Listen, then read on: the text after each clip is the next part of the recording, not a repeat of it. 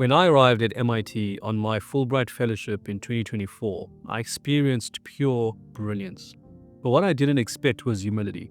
In a place filled with Nobel laureates, innovators, and boundary pushers, the real secret ingredient wasn't intellect, it was curiosity. MIT taught me that being a professor isn't about having the answers. It's about staying endlessly fascinated by the questions. And that's what I want to explore today. How professors really think. The mindsets, the paradoxes, and the reinventions that shape those who spend their lives studying the world and in the process are constantly reshaped by it. First up, let's talk about curiosity over certainty. There's a common myth about academics that we're driven by certainty, that research is about proving something true.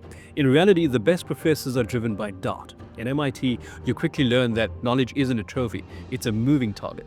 Every time you answer one question, 10 more appear. And that's not frustrating, that's exhilarating. The greatest thinkers I met weren't obsessed with being right. They were obsessed with staying curious. One professor told me, the moment you think you know, you stop discovering. That stayed with me because curiosity isn't just an emotion, it's a discipline. It's the willingness to be wrong publicly and still keep asking the hard questions. Next, let's discuss reinvention as a professional habit. At most universities, expertise is your identity. At MIT, I found that reinvention is your oxygen. Professors there move between disciplines with astonishing fluidity. An engineer co-develops a cognitive neuroscience tool. A psychologist codes an algorithm for empathy detection. A designer co-teaches with a roboticist. Every project blurs the boundaries of what a department even is. That's because they see reinvention not as a risk, but as a responsibility. In fast-moving fields such as AI, extended realities, and sports analytics, what you know today might be obsolete in 18 months. The best academics don't resist that. They anticipate it. They treat every project as a prototype, a living experiment. And maybe that's how we should all live, not as finished products, but as continuous prototypes of our own selves. I now want to touch on the duality of professorship. There's a quiet paradox in academia. You spend your life trying to master something only to realize that mastery is temporary. Over the years, I've seen professors in their 60s auditing classes taught by PhD students or teaching tutors who are also teaching assistants. Not out of obligation, but curiosity. That's when I understood that the true definition of a professor isn't one who teaches, it's one who keeps learning out aloud. We often think of reinvention as starting over, but reinvention in its truest form is staying connected and being in motion, mentally, emotionally, and intellectually. Every great professor is, in essence, a lifelong student, just disguised as a teacher. My next question to you is, what is a cognitive gym? Some of the greatest universities are like a cognitive gym, and just like any gym, it doesn't reward strength alone, it rewards endurance. Every lecture, experiment, or late-night conversation tests your intellectual stamina. But the real exercise isn't in the brain, it's in the ego. Because to grow in such places, you must constantly face ideals that dismantle your own. One afternoon, after a seminar on augmented learning, a student said to me, "We keep designing smarter systems, but are we becoming smarter humans?" That question cut deeper than any critique. It reminded me that academic strength isn't about defending your work, it's about letting it evolve. Just like in sport, that the mind must stretch to improve even if it's uncomfortable.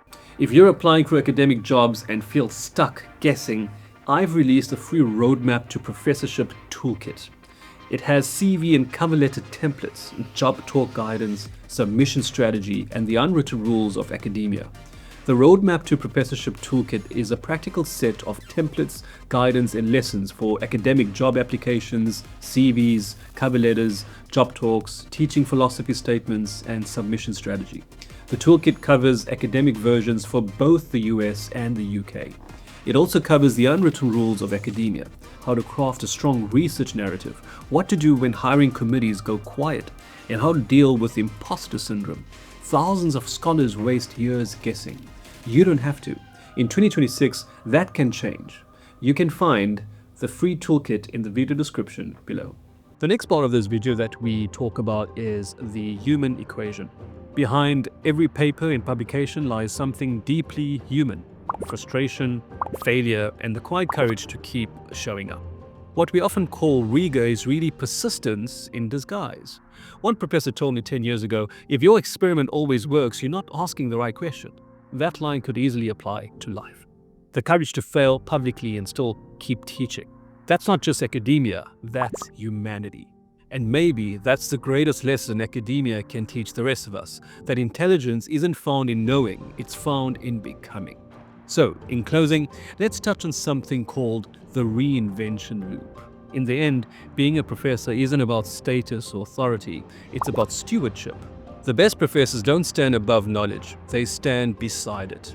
They guide it, question it, and pass it on. So whether you're in a classroom, startup, or a stadium, you don't have to be a professor to think like one. You just have to be curious enough to reinvent yourself repeatedly. That's how professors think, and that's how progress happens. Until next time.